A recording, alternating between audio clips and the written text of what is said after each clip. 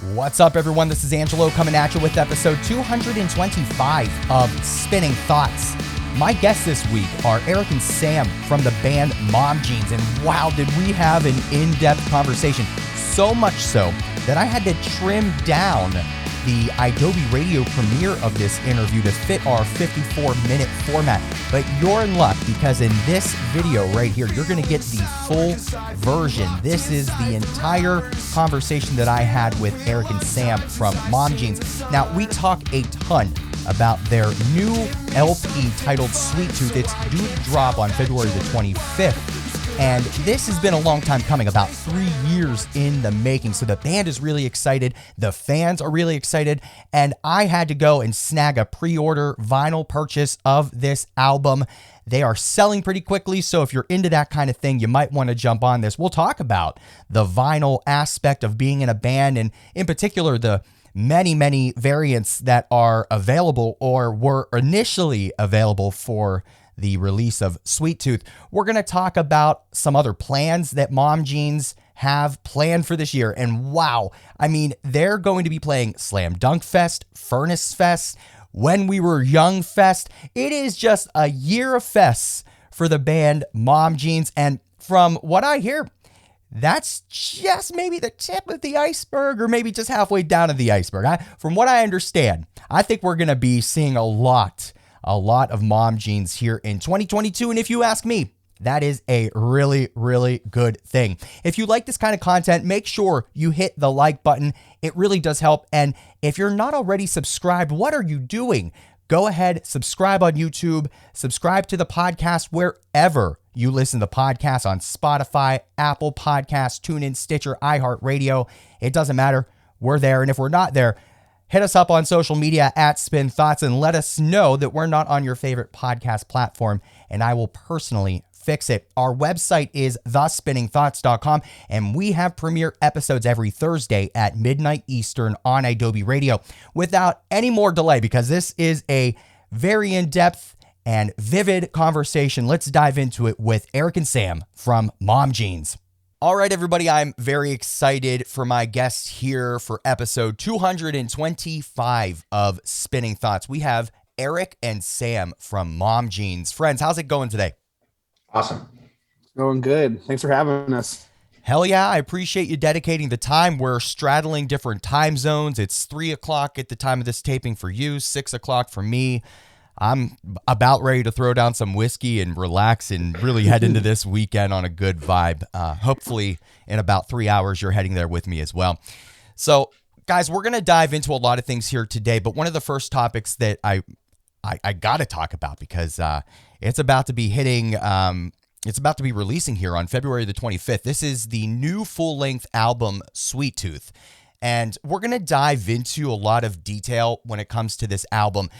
But I want to try to challenge you to just tell me right now on the surface, how are you all feeling as you're heading into this release? I feel like it's been a long time coming for this, so I'm sure there's a lot of emotions. Talk to me about that before we start diving into detail. Can you hear me now? There's people working in the shop, so he's on mute. Hey, it makes sense. I appreciate the kindness there. Yeah, we got as of today, it's 28 days till Sweet Tooth comes out, and it's exciting. It's like it's been a long time for this group of people, and since we put out some new music, it's like, with the pandemic, it makes it feel even longer, but it's like, it's close to 4 years for Mom Jeans, and it's like, I don't know, it's exciting, and it's also a little scary too to see what kids have to say about the stuff that you have put like a lot of time and effort into and poured your heart and soul into. But at the end of the day, it's like the four of us are extremely happy with it, and I think everybody else who was on the team and our friends and family are really impressed and stoked for us. So unless they're liars. Yeah. We got a lot of, there'll be a big joke of a lot of people were lying, you know what I mean? Yeah, either everybody that we trust is totally fucking lying to us, or we're really excited and we have reason to be really excited. If anything, I feel like now feels like the calm before the storm.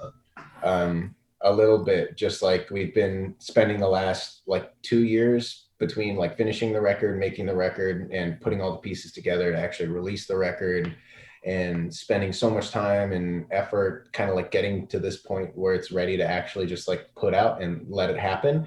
And now we're in the month, 2 months before the record actually coming out, where it's like, okay, well, there's nothing really left to do but wait and see what everybody thinks. And it's definitely like makes us all a little bit nervous, I think, but it's like a good nervous. And having, like tours in the pipeline and having like shows that we're excited about playing, and I'm just having things on the calendar again, like I think makes everybody feel just really, really stoked about just, yeah, getting out and playing some new music. It's really awesome. Yeah, the first demo that I have uh for Sweet Tooth in my email is February 6th, 2019 is the first time we recorded it. So Wow. we've been working on before. We've been working on a little bit before that, but that to give you any time frame of the era is like we had just done a big fall tour. Then there's Mexico, and this is right coming out of like our big Europe tour that we did with my other band, Just Friends, and like so that's the era of when we started kind of scheming this, and getting some pieces because this song in the email didn't make it past the first couple months. Oh, really? Didn't make it to the record. No. I don't even know if it made it out of 2019. But that's the date that I got is February 2019. So it's almost February 2022. That's crazy. And, that actually leads me to a question that's pretty intriguing. Now, bands before COVID and clearly as we continue to navigate this gray area, bands have sat on music for a myriad of reasons. So it's not, abnormal for this, but it does seem like there is, as you just pointed out, almost 3 years here of time. That time frame in between, has that allowed you to like really tweak things? Like, have you is it just purely sitting on the music, or with this time are you like, fuck it, like I've been listening to this song now 50 times and I want to change it to be this way? I mean, is that part of the process at all with this time frame or no? I think for us as individuals, like it depends. I think for me, I'm definitely the kind of person where having that time, like having months or even weeks to like listen to a demo that we've recorded and really decide that I like it and like know that it's awesome is definitely really, really helpful. And I think that that's something that whether or not like we wanted to take a lot of time, like writing this record, like we knew it was going to take a lot of time. And so we wanted to utilize it as much as possible and really spend a lot of time writing as many songs as we could, and then spend as much time as possible, like really fleshing out those songs and sitting on those songs and being like, hey, can I see myself like not only playing this song live in a year or two, but can I see myself playing this song live for the next 5 years, for the next 10 years, and like being super stoked because it's obvious. I don't think anybody necessarily consciously tries to make a record sound timeless every single time. I think you'd probably go crazy if every single song that you tried to write had to be timeless and had to, be just like super epic in that way. But at least for us, like with this record, that was the kind of vibe that we were trying to pay homage to. At least we were trying to really like show our love for this era and this like almost, yeah, this weird just kind of collection of bands and collection of albums and collection of songs that came out around this time where the industry was the biggest it has ever been. And you have all these crazy one-hit wonders and so much money and so much influence and so much culture being poured into and distilled into these artists and coming out with these records that like I'm still listening to now and getting into, but I listened to them when I was in third grade and it still like made me interested and it still made me inspired. And so if you want to accomplish that, like we wanted to with this record, I think like you need that time to trust yourself and you need that time to be like, yeah, like I didn't just like this song for a couple weeks and then get over it. For some people, like that's beneficial. Absolutely. Like music can be a creative outlet and for just a way for you to express your feelings and move past them and leave them behind. But at least being conscious about the fact that we were going to be playing these songs, hopefully for a long time. Like we wanted to continue to be able to be excited about playing these songs for a long time. So we definitely utilized that. Sam, how about you? You got anything to weigh in with that one? Yeah, I mean, last night Joel and I were talking about like it's funny. We're talking about Red Hot Chili Peppers, and it's funny today they announced that they teased the new song.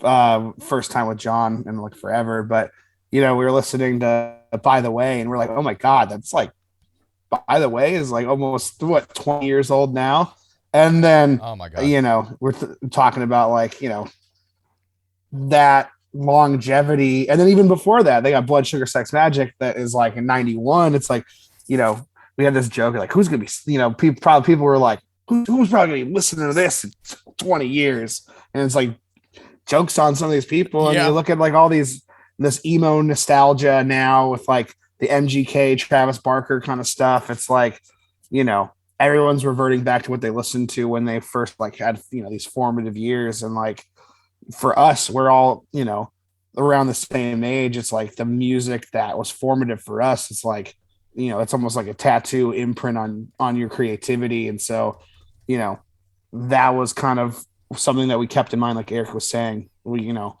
these bands, these songs that we grew up with are going to shine through, and that's what we wanted to kind of show. You know what I mean? It's it's some of it is a little obvious, and some of it's not as obvious. But yeah, it's some of these songs we had the intention to try to make these songs last a lifetime, because it's like I haven't been in the band the whole time, but now it's like Danger Can't and Death Cup. Some of those songs are we're now approaching. From the inception, you know what, like 5, 6, 7 years old now, and I'm my other band too. It's like people are asking for these songs that are like 6, 7, 8 years old, and I'm like, yeah, it's like I didn't plan on writing this one song. You know what I mean? It's like I Yeah. didn't plan on 10 years later I didn't playing this plan on track. playing that song for the rest of my life when I wrote it. So we kind of like kept that in mind, where it's like we want to be a band for a long time. We want to make music for a long time. Are these bass lines, these drum fills, these guitar licks, like these vocals, like not everything was like put under that big of a microscope, but it's a question that we asked ourselves in the creative process a lot. Like, is this, because music becomes a timestamp and a picture, but it's like of an era, but it's like, yeah, is this something that you can stand behind for more than, like Eric said, a week, a month, a year, And some of those songs, like we had a very lucky enough time to like take a step back and with the pandemic and be ourselves. And, some of those songs survived and some of them didn't. And it's, that's kind of like that really helped us grow as a collective of songwriters. So I have this fancy press release that I received from Jamie at No Earbuds, which Ooh, shout out to Jamie Coletta. Yeah, Yeah. Jamie is awesome. Now, this press release alludes a little bit to Sweet Tooth being somewhat of a concept album. Can you talk to me about that and what theme that might be kind of dancing around or dancing literally on top of? I don't know. Yeah, I think in the sense like it is and isn't a concept album. At the same time, I think the concept is very loose, and that concept is like early 2000s radio hits from bands that you would see at when we were young festival, basically like that entire era. Yeah. It was like is Warp Tour in an album. And I think maybe Warp Tour is even a little bit specific as far as like the genres that really influenced all of us, because obviously like the kids that grew up listening to like Under Oath and Bring Me the Horizon didn't necessarily love Red Hot Chili Peppers or love Third Eye Blind, you know what I mean? But I think the four of us specifically in Mom Jeans like have always found comfort in that diversification and in listening to a lot of stuff, whether just in our own journeys and also together. Like music is cool, right? And getting excited about different kind of bands. Like a good song is a good song, whether you like heavy stuff, whether you like pop stuff or whatever. And so, yeah, I think Mom Jeans in the past, like, has always just been very, I think, not thought out in a sense, like just very natural and kind of like off the cuff, because it was always about self-expression for me personally. And I know for Austin too, like we just wanted to have a space where we got to essentially like show off the music that we liked and play the kind of songs that we thought were cool and that we wanted to hear. And we wanted to see people playing like in local shows around our area. And Sweet Tooth, this LP was definitely the first time as a band, as a collective, that we ever decided what the album was going to be before we sat down and wrote it. And I think having like a concept for us, like referring to Sweet Tooth as like a concept record, really helped us kind of solidify what kind of vibe we were going to go for. And because I think, I mean, you listened to the record a couple of times, you can like sonically, it's not very cohesive song to song as far as what it sounds like. It probably sounds like a mixtape that like a third grader or a fourth grader would make off of songs that they downloaded off LimeWire and burned onto a CD and are listening to on their Walkman because they can fit 14 songs or 13 songs on that CD. And that was me, and that was Sam, and that was Bart, and that was Austin. Like that was us as kids, like doing the YouTube to MP3 rip thing and putting the songs onto our iTunes and just getting juiced about the latest thing that we saw or about the latest band or whatever concert that our parents took us to. And that, I think, like that nostalgia that we were kind of alluding to earlier and we were talking about earlier is like that's the biggest thing that I want to hold on to as far as, you know, keeping this band intact and keeping why we started this band intact as we try to move forward and do bigger things. And I think it's hard to simultaneously think about sustainability and also fly by the seat of your pants. Like you have to make some decisions about um, you know, just being real and being like, hey, like we need X amount of people to be able to actually live and make a salary and pay their bills so that they can be available to come on tour and hang out with us and do the fun stuff that we like to do. That's the reason why we all do this band. And making sure that that stuff isn't constantly stressful on all of us and like we're not constantly you know, trying to play catch up or constantly trying to make sacrifices in our personal life for the sake of getting to keep being in a band and playing music together. So, guys, I want to continue diving in a little bit more about Sweet Tooth, which again is about to drop on February the 25th. Now, in this press release that I referenced earlier, I also read in there that there's some vocal support from Tyler of Save Face and Corey of Prince Daddy and the Hyena, both bands that I love. I think I have Save Face behind me. I was just listening to them. Yeah. Talk to me about how this got lined up. And if you're able to, because now I did listen to the advance that I got of Sweet Tooth, and it's not like indicating necessarily to me where Tyler and Corey may be. I don't know if it's like actual features or if they're doing harmonies and background kind of vocals. Can you talk to me about this dynamic that they brought to the album? Yeah. So, I mean, you want to take that, Sam? No, you can go ahead. So I think Corey was literally just hanging out and doing like gang vocals with us and stuff. Yeah. But I Him mean, and Dom. him and Dom, which is like his best friend, and they were just hanging out, kicking it, and just because they live not too far away from the studio that we recorded in. They're some of our best friends, and we have very limited opportunities to like actually spend time together in person throughout the year, especially with, you know, COVID and everything. So we were kind of like, yo, we're only 2 hours away from you guys. So you better come spend a couple days drinking Truly lemonades and eating chicken Caesar wraps and hanging out and doing some gang vocals. Because gang vocals have always been a thing. I think that's something that we're always going to have on our records. That's something that to me is always going to like pay homage to like the Marietta, modern baseball, like Algernon Cadwallader kind of era of like early emo revival and stuff like that. And I always like, there's always something about a group of people screaming the same lyric and the same melody is just always going to hit cool. So whenever we try to have those, whenever we want them in our songs, I think we try to get as many people as we can to actually be in the room and do gang vocals with us all and stuff. So I think Corey and Dom and Tyler were all there for that. And like Joel and Cody, our photographer, were all in the room and just doing all the gang vocals and stuff. And then Tyler actually helped us a ton with not only some performances, like doing some oohs and like harmonies and like a lot of texture stuff throughout the record. But he helped a lot with just like the vocal production and kind of, I personally being the vocalist of the band and having that be like my responsibility. I think I am tired of people making fun of my voice on the internet, like for lack of a better term. And I really wanted to not necessarily like prove that I can sing, but like make smart decisions from like a recording standpoint and kind of know how to have a recording process and how to have a demoing process that'll really let my voice shine and not necessarily feel like I'm reaching or trying to do things that I'm not able to. Learning how to like comp takes is like something that maybe not a lot of people are familiar with in recording vocals. I think most people are used to just recording things straight through. That's how I was used to recording things. And just, yeah, having that knowledge from somebody who has done that a lot in their own music. Like if you listen to Save Face, it's so vocally heavy.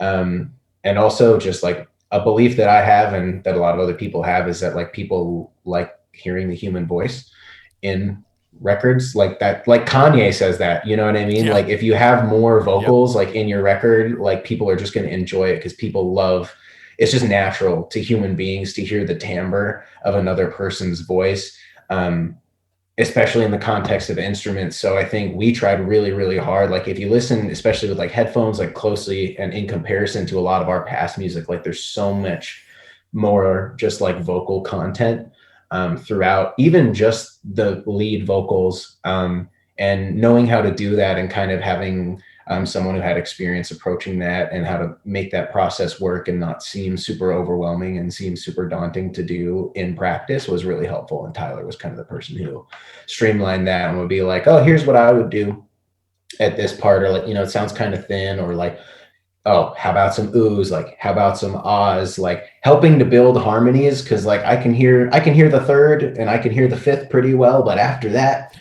I don't know how to do 7-layer harmonies. I don't know how to do 8-layer harmonies. Like, and Tyler knows how to do that and knows how to do it really well and achieves it to a very high level in his own music. So having that kind of, that extra little bit of knowledge and that extra little bit of guidance throughout the process for me was awesome. And I've never been more stoked about like how my voice sounds. Like people like think it's auto-tuned and like it's not. And I'm just like, that was me, man. Like we did it. Like it's cool. So I'm very excited about how that came out and very thankful for Tyler's help throughout that.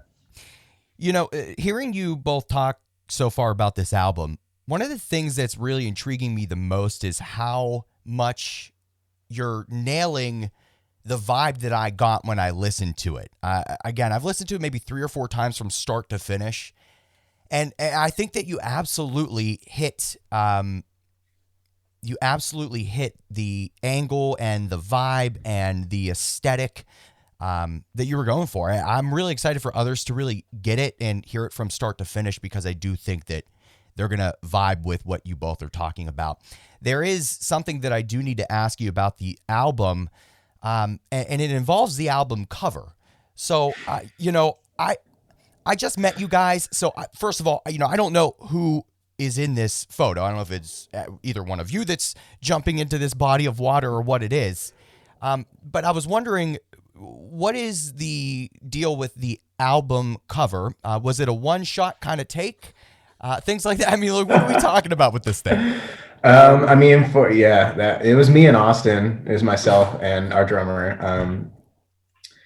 Yeah, I don't know. We've always had, yeah, pull it up, Sam. But we've always had, I we took like photos for album covers and stuff. And we were in Australia and we were jumping off of cliffs and we were having an amazing time on our off day in Sydney, Australia. Our TM was taking us around and we went to this spot where you can just like jump off cliffs in the water and a couple of beverages may have been had, a couple of There it spliffs is. may have been smoked. I'll make sure I And put it up on the screen too for those watching on YouTube and and whatnot. it only happened once. Like we just did the one jump like naked and it was super funny. But like Austin and I just both think being naked is hilarious. Like if we're partying with like friends and like there's an opportunity to do something funny involving like getting naked, like I just think it's freaking hilarious. And It is. Blink 182 did it. I mean, come on. exactly. You have to. I don't know.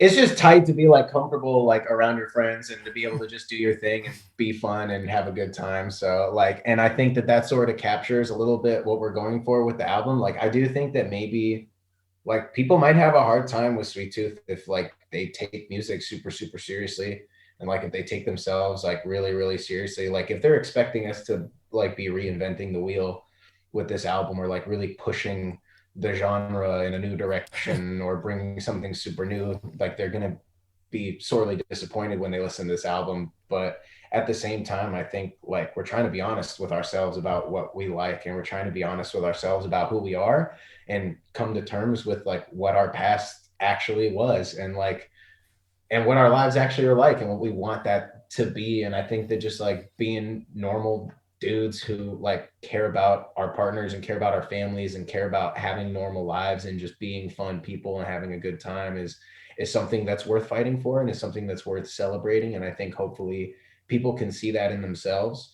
They can see like the joy and a little bit of just the willingness to say fuck it, like I like what I like, I'm going to do the things that I do. I'm going to hang out with the people that I want to hang out with. And the people who vibe with me are going to like me, and they're going to want to spend time with me, and they're going to want to jump on the train, and we're all going to be one big, awesome, happy, like coexisting organism together.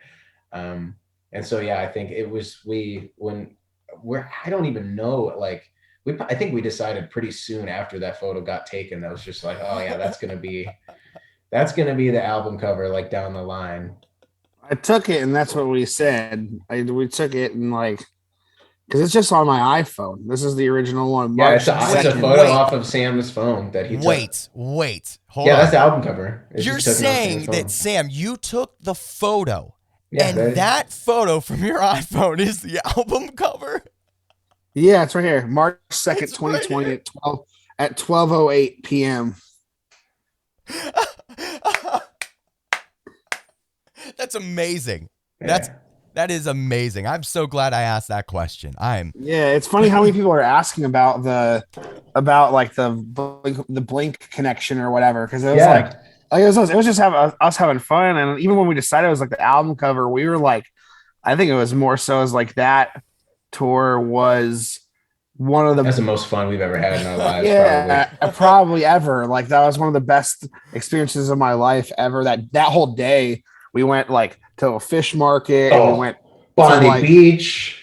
Yeah, we went to the cove. Smoked weed in a. We just laid in a bay. We smoked weed in the ocean, like just laying in the water. It was so cool. It was awesome. Yeah, and so like best day ever. And so I think it was just one of those things where in reality, you kind of look back, it's like I think we were just kind of like trying to immortalize like some of the funnest memories we've ever had together, but as a band too. It's like that we went where no band goes. We went to Australia. Yeah. Like, and we were able to like, and it was crazy how perfect our world was to us. Like, you know what I mean? Killer tour, every show sold out, having this fun. And then we land, and then that's when COVID really went like we landed, and then like 2 days later it was like lockdown style. And so it's just funny is like that picture immortalizes like everything that like we are and who we want to be. And like it was just fun, and it's just fun, you know what I mean? And it's just funny. Yeah, it's like, and we had like at first there was never any like pushback, but there was a little bit of like, this is what you guys want, like, and it just always came back because like Eric said, we had the album name, we had the artwork, we knew what we were doing from the get-go. It was all about just putting together the right set of songs. And then even when we got the songs, we wrote, you know, like I think we wrote like almost 25-30 songs, and then we really ended up with 13 and a half songs, and the half song didn't get finished, even though it was me and Eric's like one of our favorite songs. It never it got sent in the demos to the producer too, and we just didn't really, you know, we had so much crazy time too. Like we finished super early on the record, but we felt like these 13 songs were incredible. And then we got asked multiple times too, being like, are you sure you want 13 songs? It's a little long. And we were like, oh no, it's gotta be this. It's gotta be these songs. I think we knew, like, at least trying to accomplish what we were trying to accomplish with this record, like it was only going to work if it worked one way. Like it had to be awesome. Every song had to be sick. Like there could no mids allowed on Sweet Tooth, unfortunately, just because because that's what would make it lazy, and that's what could make it, I think, fall flat. And just the fact for us was like, that was the goal, is like every song has to be a banger. Every single person in the band at least has to be like, yes, I want this song on the record. I will fight for this song to be on the record. And that's how every single person felt about every single one of the songs in the end. And it was just awesome to see it all like really come together. And like Sam said, it's just like, I think it's an amazing, like this record, like that album cover, is just a perfect snapshot of just the time in our lives and the time as a band that we are really excited about and that we just want to hold on to for as long as possible, because like it does get tough sometimes. It gets stressful and it gets overwhelming. And I think that there's like some anxiety and some stress ahead about the coming months for sure. But being able to hold on to that and being able to always revert back to that place where you're just like having the time of your life with your best friends and kind of like nothing can touch you and nothing can really mess up the vibe, is that's like our superpower. I feel like we can show up anywhere and really just like make the most out of any experience. And Sweet Tooth is really a testament to that. Eric, you and I, we were talking before we started taping about vinyl, and we're going to dive Yeah. into some vinyl. What's really fucking nuts right now is knowing that you're on the album cover naked. Yeah. Because you and I were talking about how cool it is, and sometimes even just strange at the same time, this dichotomy, to have vinyl of people that you have, you know, we've just met. But now I'm going to listen to this vinyl and it's going to be back there like the Save Face album is, and your naked body's going to be on it. Well, you know, Austin is the drummer on the Safe Face record, right? Yeah. Austin, yeah, our drummer Austin played drums on the Safe Face record. And then Bart and I wrote American AM Gothic and Watch You Die. Again, those are grad life songs that we wrote together, and we gave to Tyler when he was like having the same existential like kind of questions that we were having with how we came together, and we're like, we're doing Sweet Tooth and we're doing this. Tyler and I had the like long talks about like what, you know, where and what he wants to do, and he was always kind of dancing around this like, you know, what he's meant to do, which is this, you know, goth kind of amazing like My Chemical Romance, AFI, you know, Vampire Fest that that he was. I mean, that's the thing, is he's one of the only people in the scene, I feel like, who's got the voice who can carry that type of music. And so that was, you know, the second, you know, like the grad life record we did, the self-titled, is a lot of My Chem worship, but Bart was like, I don't got the pipes to do it. So we had these demos we wrote and we gave them to Tyler, and then Bart actually flew out with Austin and recorded some guitar and helped produce some of those songs further during the recording process. So it's just funny you bring up the, you know, and that's the only thing too, is that they recorded, like, they got their album out so much faster than us. Like, it was just like wild. Like, you know, he wrote it and then like, you know, it was a lightning in a bottle kind of thing to watch. And, you know, we got to watch up close, which is cool.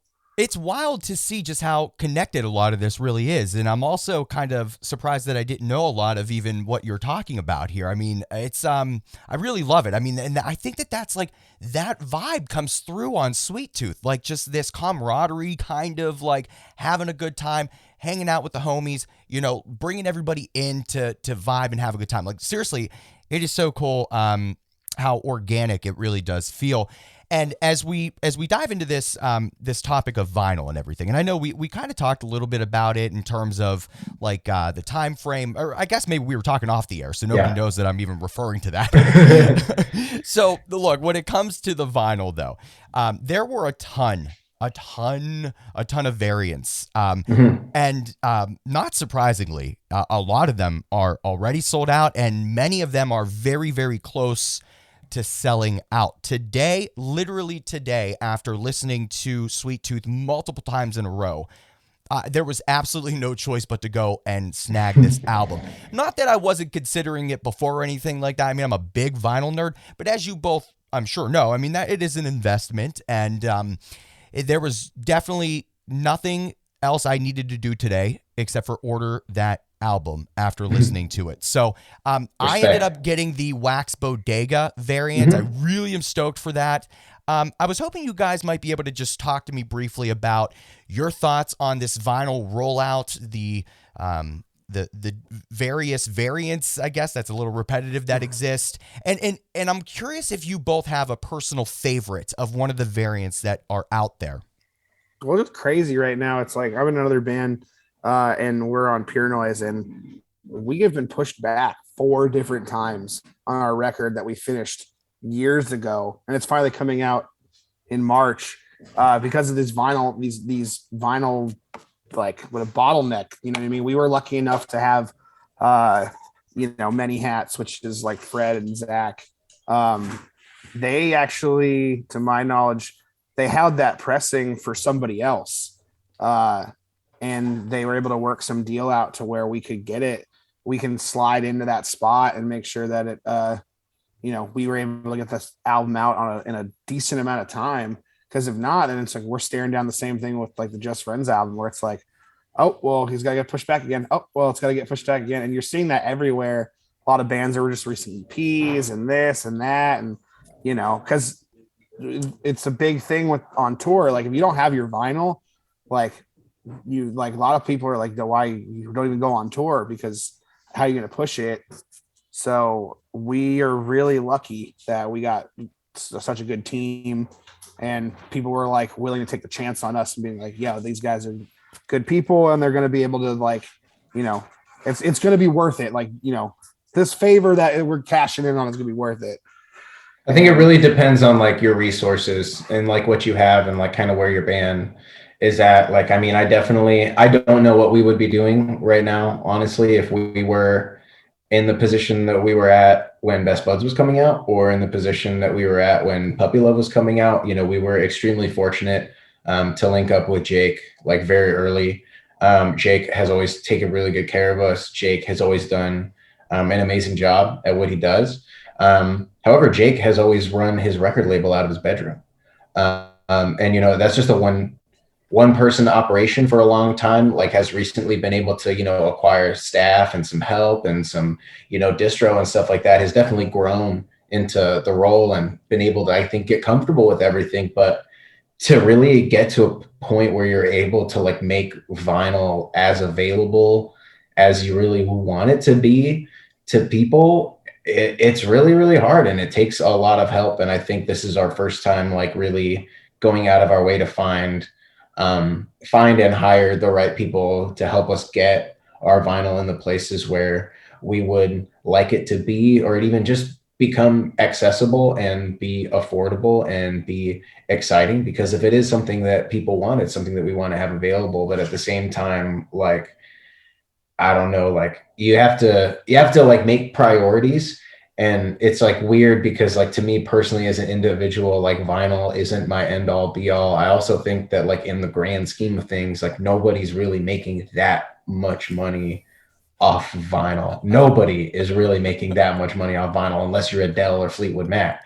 So um I think just the fact that we are lucky enough, like really for the first time ever, to have people get vinyl in their hands the day the record comes out, like that is something that has never happened before for this band.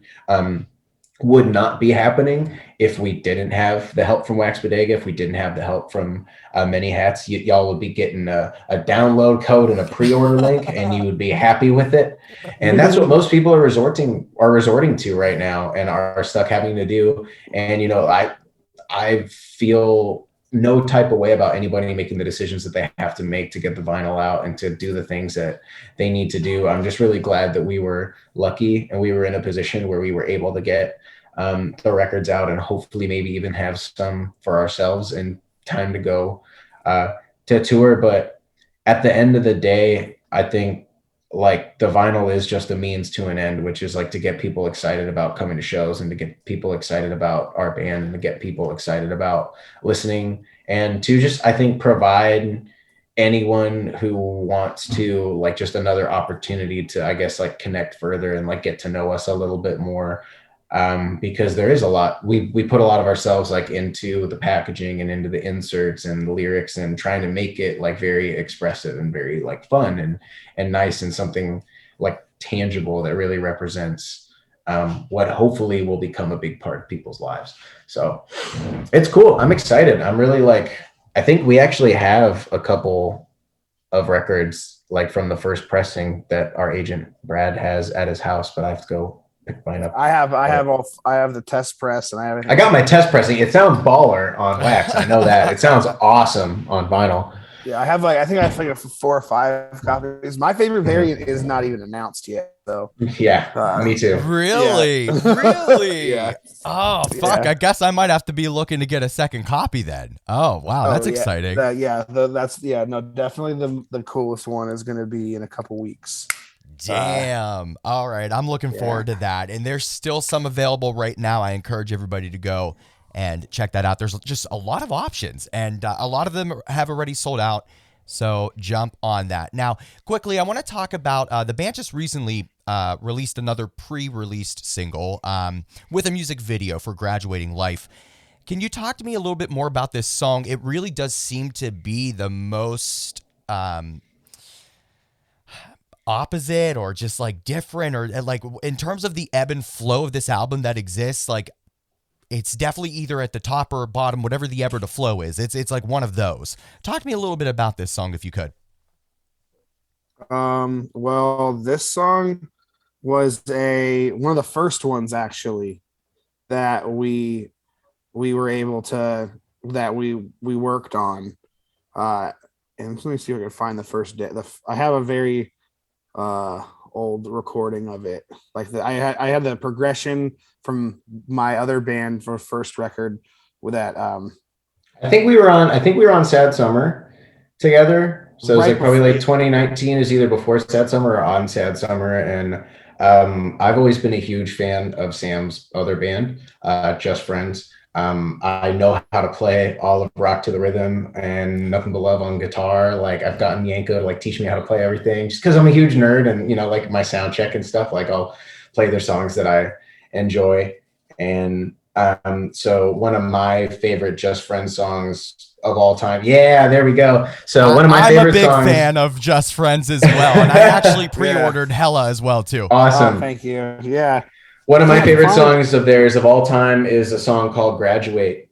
It's off of Rock to the Rhythm. And that chord progression, Sam, in my opinion, has always been like the legend of writing really easy chord progressions that sound super complicated and sound like really musical and very like open. And so like I'm very inspired as a guitar player by the way that Sam writes. And I mean, it all kind of just derives from the fact that like we're all stupid and like aren't that good at playing guitar, you know what I mean? But I learned that chord progression. It's one of my favorites, and I think I was messing around with it, and we were just probably just like bullshitting and tossed out the idea to like Sam and Brandon just be like, hey man, like I should write like a Mom Jean song like using this chord progression, but like make it a ballad or something. Well, this thing is like, yeah, Bart, I wrote the hook to Something Sweet, like the chorus. Well, it was just that. I was like, just the chords and this, and then one that turned out to be one of the first ones we flushed out fully, and we're like super juiced on. And then Bart like texted me or called me and was like, I'm giving you a challenge, do that again. And so I did what I knew, which was just like this progression that Eric likes, and I was just trying to put my head around like what it could be when we were at like. And so then I like listened to that song, and like I was just listening to a bunch of stuff back then, and then Scott Pilgrim came on the playlist, and I was like, oh shit, this like I could borrow a little bit of like melody from this, because it's all over the like the comments or everything. It's this is it's a callback, and I thought it was cool where it's like this could be a callback to Just Friends, Mom Jeans, and even in the lyrics Eric throws in the Oso reference shout out. So it's like layered in this like this community, and this like layered in this nostalgia of like, yeah, it's like this song that is meant to be weird and different, and it's like the one song that we didn't choose to finish. We wanted our producer Brett to like help us work through this song, because we easily could have just been like, all right, let's just play it like could have any recorded other. it the same way that Scott Pilgrim was recorded. It could have had it sound exactly the same as that song, but we really wanted it to. I know, yeah, this, like you said, this was the song that all of us wanted to sound totally different from the rest of the record and just be like, oh, well, what was that? Because I mean, that's it's done well in the past. People like Vape Nation, people like pod racing, they like the acoustic track, they like the ballads, they like having something a little bit more pulled inward and a little bit more close to the chest. And trying to have a song like that, I think was just awesome. Yeah, but it's just I think it's really cool just how deep the story of all of the influences and references for this song goes. Like it's a very rich song Yeah. as far as like the amount of experiences, the amount of time spent together, and the amount of like work on like relationships that went into like making that song a reality. And I think it's like, yeah, I've always wanted to be in a place where I can like make Oso Oso references and like make grad life references and make Just Friends references and because like that is who I am. Like these are the people that shaped me, and these are the people that shaped, like Sam taught me how to tour. Like I am who I am because of a lot of these people.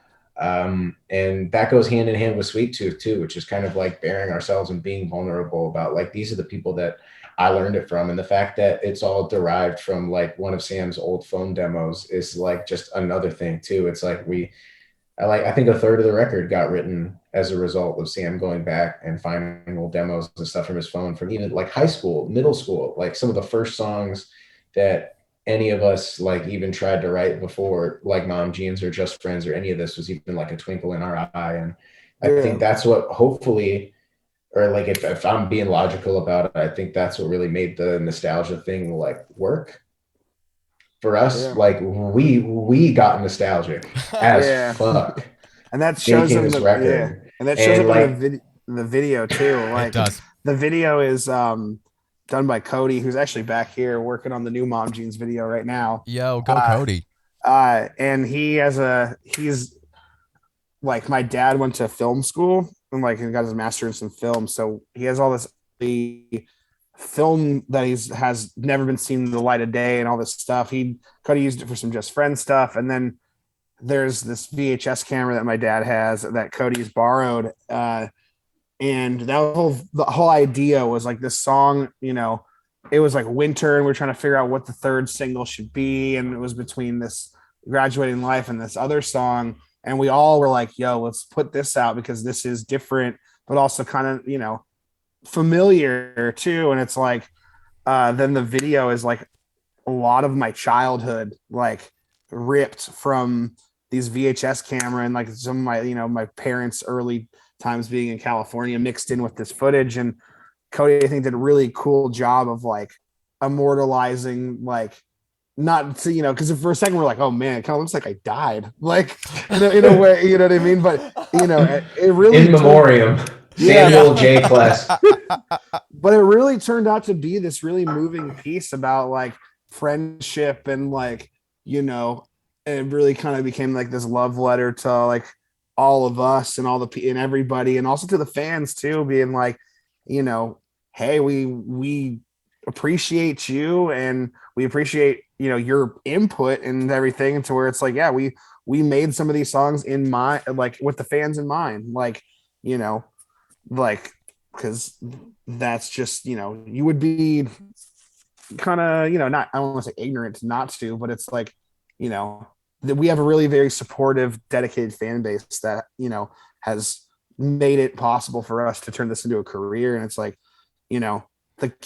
they really do enjoy like this the Mom Jeans cinematic universe. And so it's kind of like, this was kind of like our ode to that. And it's a really cool moment.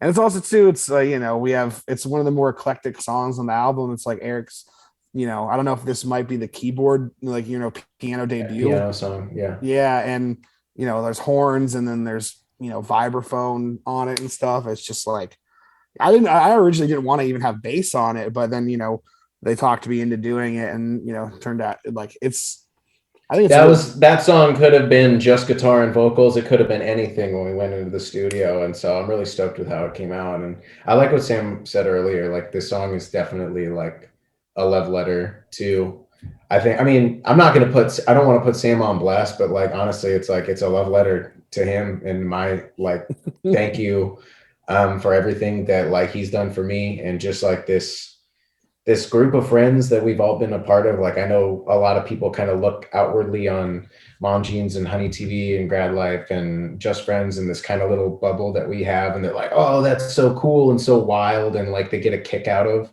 like seeing how like incestuous it is, I think. But Yeah. at the same time, like, I am every day, I'm so conscious of the fact that like Mom Jeans would like be nothing without that community. Like, even even if we were still a band that people liked, like, I'm not sure that we would even have a fucking reason to do it like without this community. And I'm so like thankful. It takes a lot of work, obviously, and I think most of the time we're busy caught up doing the actual work it takes maintaining those relationships and being present and living in that friend group. But like trying to, I guess, like immortalize like my appreciation for like having that support system and having like this group of people that like believe in you, and make all of the bullshit that all of us as working musicians have to go through like worth it. And it's like, it's those moments with everybody jumping on stage at the end of a tour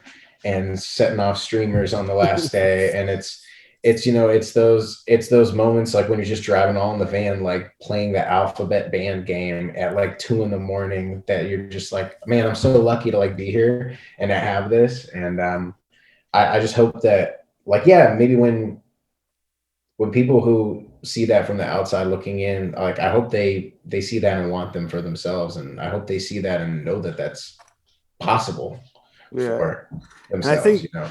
I think the second verse is like one of my favorite moments on the record. And I remember I was at work uh when Eric sent me the demo because I wrote the first verse with just this like, you know, just like a normal, like, about anything, anything.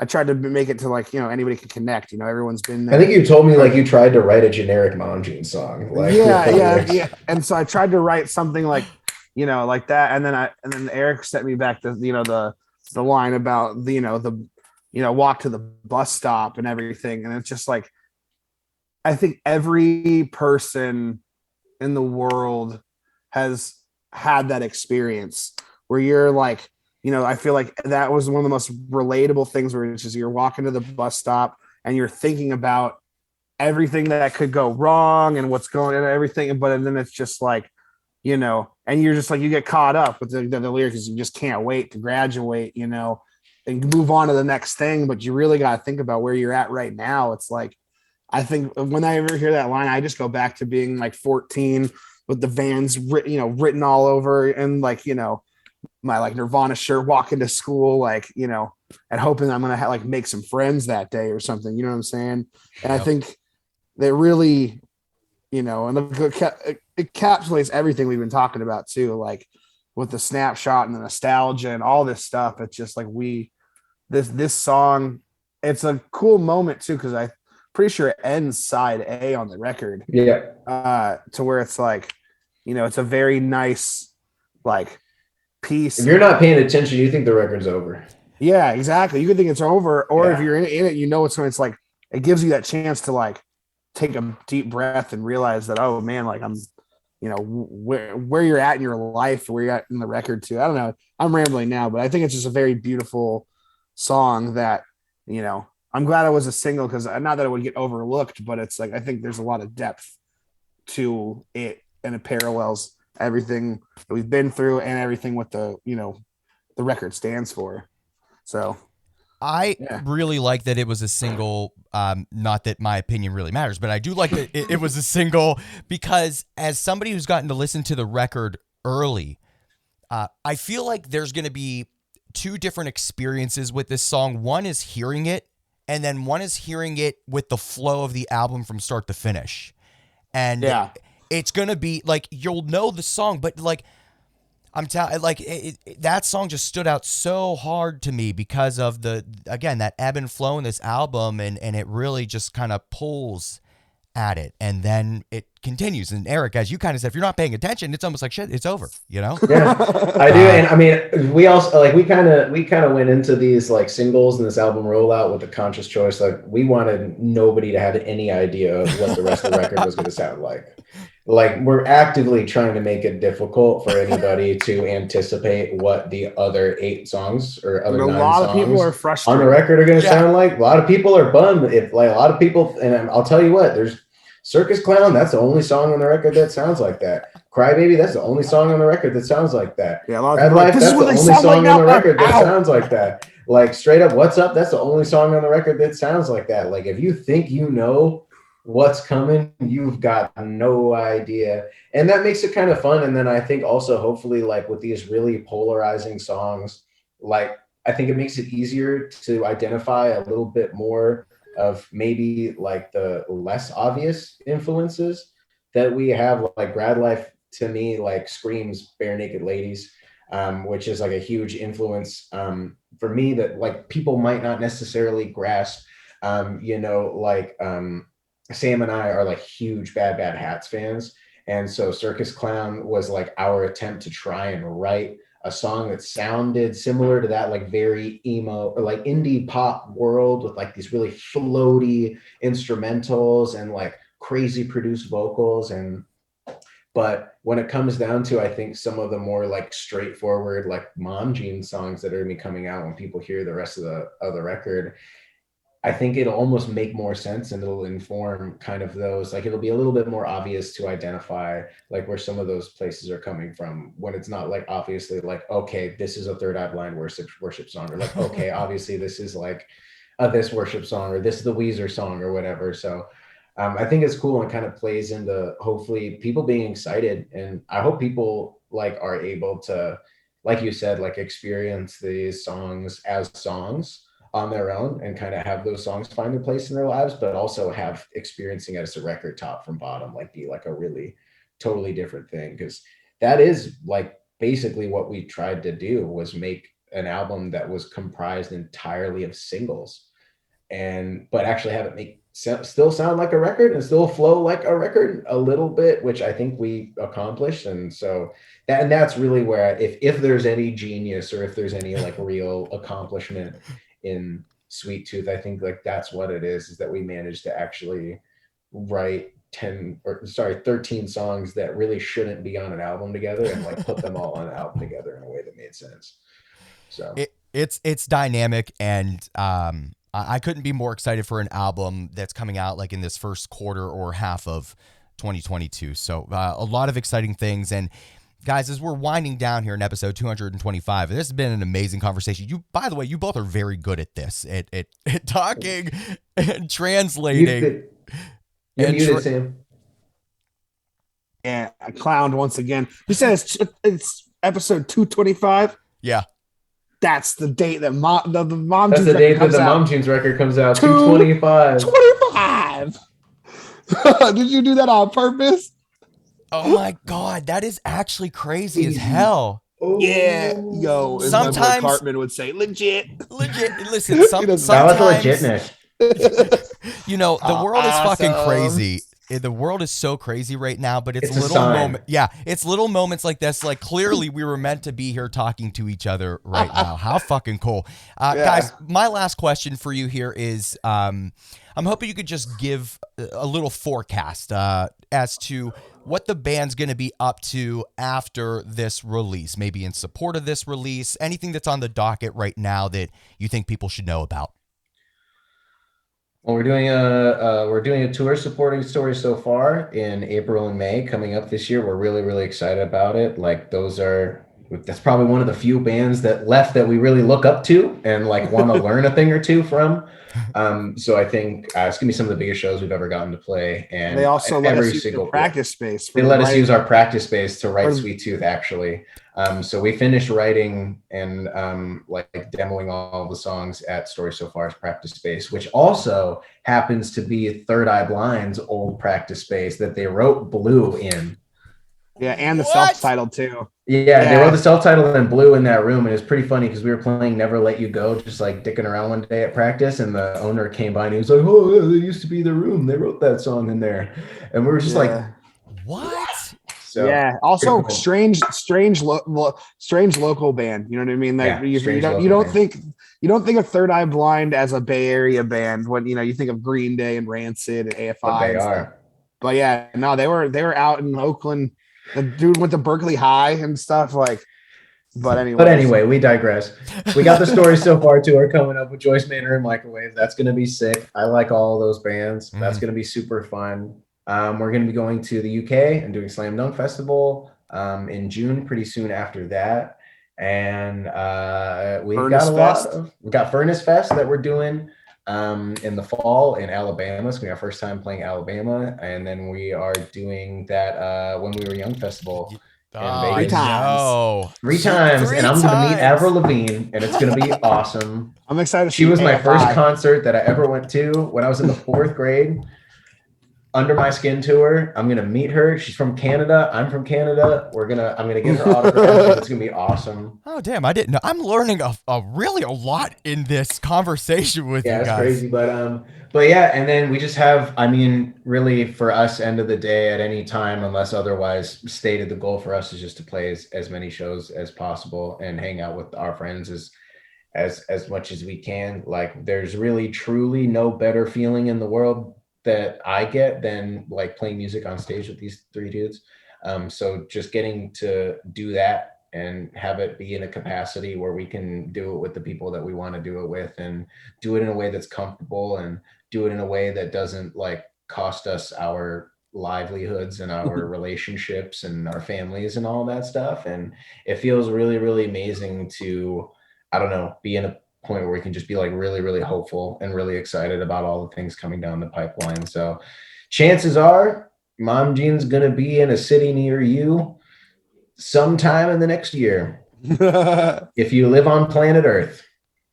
Can't wait. And congratulations on Sweet Tooth, which is available on February the 25th. And congratulations on these tours with the story so far. Furnace Fest, When We Were Young. I actually just had oh my God, who was I talking to that was on the show? Now I can't even remember. I talked to so many bands. That's the good problem to have, I guess. No, it was I just had Knuckle Puck on, and they're playing Slam Dunk. Yeah. That's what I meant. So excited for all of this stuff that's coming down the pipeline here for Mom Jeans. Yeah. Guys, thanks for having us. Thank you for having us. Yeah, absolutely. Awesome. I want to thank you both for being here for episode 225, which is going to go down in history as I guess it is the date. The luckiest episode that there has ever been. Everybody needs to listen and subscribe because of that alone. Eric and Sam. Buy a lottery ticket today, straight up. It might be in the cards. Eric and Sam, I want to thank you both for being here for episode 225 of Spinning Thoughts. Once again, I want to thank Eric and Sam from Mom Jeans for being here with me for episode 225 of Spinning Thoughts. Make sure you stop what you're doing. Go pre-save. Go pre-order the new album, Sweet Tooth, coming from Mom Jeans on February the 25th. There's a ton of vinyl. And according to Eric and Sam, their favorite vinyl variant hasn't even been released yet. So there's lots to love about Mom Jeans here in 2022. Make sure you go and follow us on all social media at Spin Thoughts. Our website is thespinningthoughts.com. We premiere episodes every Thursday at midnight Eastern on Adobe Radio. And before you go, give this video a like. Make sure you're subscribed on YouTube and wherever you get your podcast. Doing those little things, that's all we ask. We don't ask a lot. We give you free music content. All we ask of you is to just show us some love back. Let us know what we're doing. Leave a comment down below, good or bad. It doesn't matter. We want to talk to you. We'll be back again, same time, same place next week. Until then, make sure you share music, spread love.